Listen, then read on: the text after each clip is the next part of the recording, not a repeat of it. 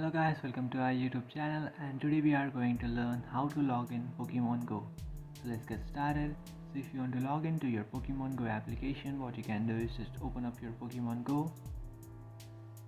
After opening up your Pokemon Go, now what you can do is just tap on this first option which says returning player, and after tapping on returning player, now what you can do is just select an option that you would like to sign into your account with.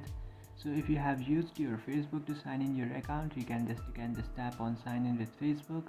But if you have used your Google, you have to tap on sign in with Google. And there are some other options that you can use. So if you have forgotten your login, what you can do is just tap on forgot login and then record your account. So I have created my account with Google, so I will tap on sign in with Google and then select an email that you have used to link your account with. So I have used this email to link my Pokemon Go account, so I will select that.